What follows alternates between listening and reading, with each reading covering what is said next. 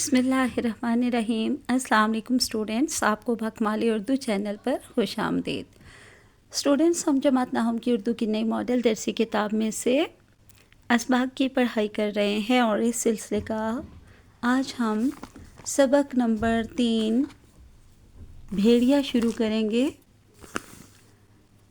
پشتو زبان میں لکھے گئے اس افسانے کا اردو ترجمہ بھیڑیا کے نام سے فاروق سرور کی کتاب ندی کی پیاس سے لیا گیا ہے، یعنی کہ کتاب کا نام ندی کی پیاس ہے، اور اس کا ایک باب بھیڑیا کے عنوان سے جو تھا وہ یہاں پہ آپ کی درسی کتاب میں شامل کیا گیا ہے۔ اور یہ ایک افسانہ ہے، لیکن علامتی افسانہ ہے، ٹھیک ہے، یعنی کہ صنف نثر یا صنف ادب کے اعتبار سے یہ سبق بھیڑیا کیا کہلائے گا؟ علامتی افسانہ کہلائے گا۔ یہ لازمی یاد کرنا ہے، یہ ایک امپورٹنٹ MCQ ہے۔ افسانہ ہوتا کیا ہے؟ افسانہ ایک مختصر کہانی ہوتی ہے جس میں زندگی کا کوئی ایک جز، یعنی کہ کوئی ایک حصہ، کوئی ایک پہلو جو ہے وہ پیش کیا جاتا ہے۔ افسانہ جو ہے وہ ایک جھوٹی کہانی ہوتی ہے، اور اس میں وحدت تاثر پایا جاتا ہے، یعنی کہ صرف کوئی ایک ہی چیز، ایک ہی اس میں جو ہے وہ عنوان پر لکھا جاتا ہے، یہ افسانہ جو ہوتا ہے، ٹھیک ہے۔ تو جو ہے یہ پشتو ادب سے لیا گیا ہے، لیکن اس کے جو مترجم ہیں، یعنی کہ اردو میں جنہوں نے اس کا ترجمہ کیا ہے وہ فاروق سرور ہیں، تو اس لیے ہم کہیں گے کہ بھیڑیا کے مصنف فاروق سرور ہیں۔ سبق شروع کرتے ہیں۔ یہاں پہ میں نے اپنے الفاظ میں بھی ادھر مرکزی خیال لکھا ہوا تھا، یہ میں پہلے بھی آپ کو یہ والا مرکزی خیال پڑھا چکی ہوں، لیکن چلیں اب ہم جب سبق پڑھ لیں گے تو میں آپ کو نوٹس میں سے بھی دکھاؤں گی، تو ابھی یہی والا پڑھ لیتے ہیں۔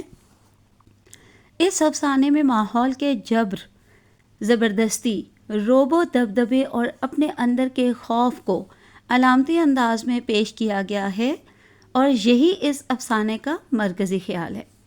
خوف جو حالات کے جبر یعنی سختی نے انسان کے اندر بھر دیا ہے، وہ خوف کے اس بت کو توڑنے کے لیے تیار نہیں ہے۔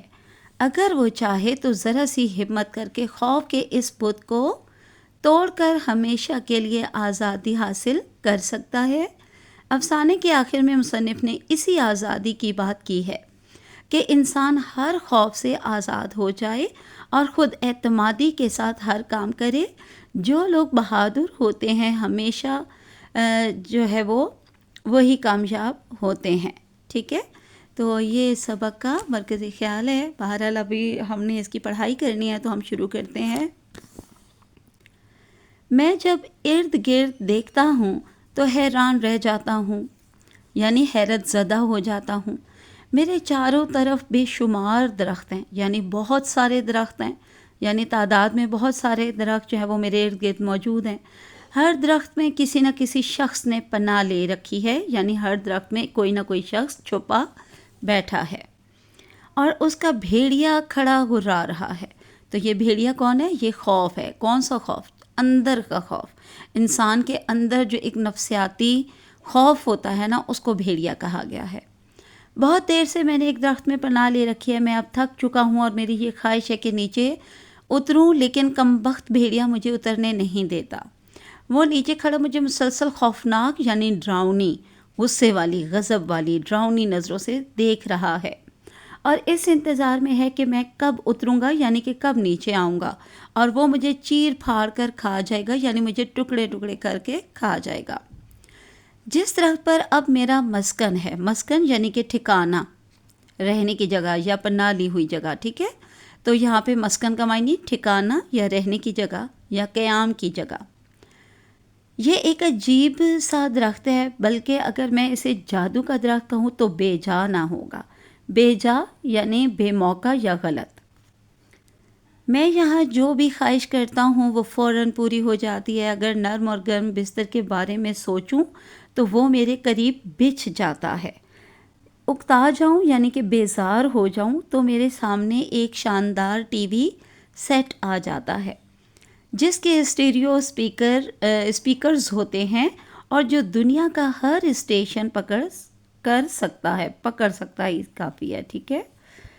یہاں کر کو رہنے دیجیے، اگنور کیجیے۔ اگر کسی بھی کھانے کے لیے میرا جی چاہے، اس کا کیا مطلب ہوا؟ یعنی کہ میں کچھ بھی کھانا چاہوں یا میرا دل جو کچھ بھی کھانے کو چاہے تو وہ فوراً حاضر ہو جاتا ہے، حاضر ہوتا ہے۔ حاضر ہوتا ہے کا مطلب ہے سامنے آ جاتا ہے۔ یہاں سب کچھ ہے، ہر طرح کی آسائشیں یعنی کہ سہولیات ہیں، لیکن یہاں جس چیز کی کمی ہے اور جس چیز کے لیے میں تڑپ رہا ہوں وہ ہے آزادی۔ لیکن یہ آزادی مجھ سے قربانی کا تقاضا کرتی ہے، اور قربانی یہ کہ مجھے نیچے اترنا پڑے گا اور بھیڑیے کو ہلاک کرنا ہوگا، لیکن مجھ میں اتنی جرت نہیں، جرت یعنی کہ ہمت نہیں، میں بھیڑیے سے خوف زدہ ہوں اور وہ مجھ سے زیادہ طاقتور ہے، یعنی قوت والا ہے۔ کبھی کبھی جب میں اس وقت کو یاد کرتا ہوں جب بھیڑیا میرا پیچھا کر رہا تھا، یعنی کہ میرا تعاقب کر رہا تھا، تو میرا پسینہ چھوٹ جاتا، یعنی کہ میں ڈر جاتا، میرے پر کپ کپی طاری ہو جاتی، یا میرا جسم پسینہ پسینہ ہو جاتا، یا میں پسینہ پسینہ ہو جاتا۔ ایک سنسنی کا مطلب ہوتا ہے خوف یا خوف کا احساس۔ تو یہاں میں نے لکھا ہے کپکپاہٹ، تو کپکپاہٹ بھی اس کا معنی ٹھیک ہے، لیکن یہاں پر کیونکہ اس کے احساسات کی بات ہو رہی ہے تو سنسنی کا معنی ہوا خوف کا احساس۔ سنسنی سی جسم میں پھیل جاتی ہے، دل ڈوبنے لگتا ہے، اور تب میں خدا کا شکر ادا کرتا ہوں۔ دل ڈوبنے لگتا ہے یعنی دل بھی ساتھ چھوڑنا شروع کر دیتا ہے۔ میں خدا کا شکر ادا کرتا ہوں کہ اگر یہ درخت میرے سامنے نہ آتا اور مجھے پناہ نہ دیتا تو بھیڑیا کب کا مجھے ہلاک کر چکا ہوتا۔ مایوسی کے اس گھپ اندھیرے یعنی گہری تاریکی میں کبھی کبھار اس بات پر بھی خوش ہو جاتا ہوں کہ درخت کافی اونچا ہے اور میں یہاں ہر طرح سے محفوظ ہوں، اور بھیڑیا میرا کچھ نہیں بگاڑ سکتا، یعنی مجھے کچھ نہیں کہہ سکتا، میرے ساتھ کچھ برا نہیں کر سکتا۔ دن کے وقت تو میری حالت ٹھیک رہتی ہے، کوئی نہ کوئی مصروفیت نکل آتی ہے، لیکن جو ہی رات ہوتی ہے ایک عجیب سی اذیت یعنی کہ جسمانی تکلیف کا سامنا کرنا پڑتا ہے۔ سو جاتا ہوں تو خوفناک خواب مجھے ڈراتے ہیں، ایک قیامت سی مجھ پر گزرتی ہے۔ قیامت کڑا وقت یا بہت برا وقت، کڑا اور برا وقت۔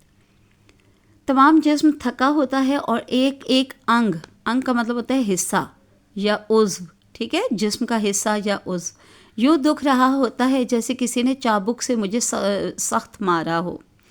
چابک کا معنی ہوتا ہے کوڑا، رسی ہوتی ہے بندھی ہوئی پتلی سی چھڑی، ٹھیک ہے، رسی بندھی ہوئی پتلی سی چھڑی جس کو کوڑا کہتے ہیں۔ اکثر میں سوچتا ہوں کہ میں کب تک اس عذاب میں مبتلا رہوں گا، کب تک انتظار کروں گا کہ بھیڑیا بھوک سے مر جائے، لیکن وہ بجائے مرنے کے پہلے سے زیادہ طاقتور ہو جاتا ہے۔ ایک صبح جب میری آنکھ کھلتی ہے تو یعنی جب میں جاگتا ہوں تو اچانک درخت کے گھنے پتوں سے گھنے کے گاڑے یعنی جو قریب قریب جڑے ہوئے ہوتے ہیں، ٹھیک ہے، اکٹھے ہوئے مجھے کسی اور کی موجودگی کا احساس ہوتا ہے، موجودگی یعنی کسی اور کے ہونے کا۔ خوف سے ایک تیز سی چیخ میرے منہ سے نکلتی ہے اور مجھے یقین ہو جاتا ہے کہ بھیڑیا بالآخر کا معنی ہوتا ہے آخر کار اپنی کوشش میں کامیاب ہو ہی گیا۔ پھر میری حیرت کی انتہا نہیں رہتی، حیرت کی انتہا نہ رہنا یعنی بہت ہی زیادہ حیران ہونا جب مجھے پتہ چلتا ہے کہ وہ میرے ہی جیسا ایک شخص ہے، پریشان اور گھبرایا ہوا۔ اس اجنبی کا مطلب ہوتا ہے انجانا یا غیر یا ناواقف، ٹھیک ہے، جس سے ہم واقف نہیں ہوتے، جسے ہم نہیں جانتے۔ اس اجنبی نے درخت پر ایک اور بھیڑیا کے خوف سے پناہ لے رکھی ہے، اس کا بھیڑیا بھی نیچے کھڑا ہو رہا تھا، درخت پر پنجے گاڑ رہا ہے، لیکن تمام کوششوں کے باوجود اونچے درخت پر چڑھ نہیں پاتا۔ ہم دونوں لوگ ہیں جو اپنے اپنے بھیڑیوں سے خوفزدہ ہیں، باوجود یہ کہ درخت میں ہمارے لیے ہر طرح کی آسائشیں یعنی کہ سہولیات موجود ہیں، لیکن ہم ان آسائشوں سے خوش نہیں۔ جبر اور اکتاہٹ کا احساس، جبر ہوتا ہے مجبوری یا زبردستی، اکتاہٹ کا مطلب بیزاری کا احساس دن بدن ہمیں کھائے جا رہا ہے۔ اب تو ہمیں رات کو نیند بھی نہیں آتی، جو ہی آنکھ لگتی ہے یعنی جیسے ہی ہم سوتے ہیں، آنکھ بند کرتے ہیں، بھیڑیے کا خوفناک یعنی ڈراؤنا چہرہ ہمیں دوبارہ جگا دیتا ہے۔